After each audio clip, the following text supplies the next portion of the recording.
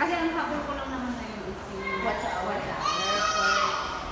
Di ba nila yung guys? Kasi yung friend mo guys. Yung live hindi ko nalagawin. Pag day off ko lang. Wala live ako friend. Kasi ako makasalaga.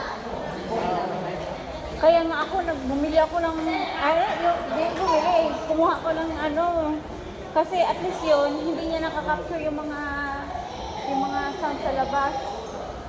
Kasi ang ingay talaga.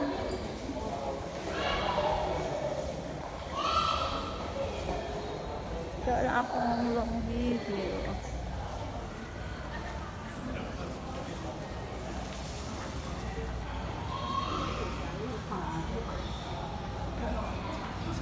Wakse.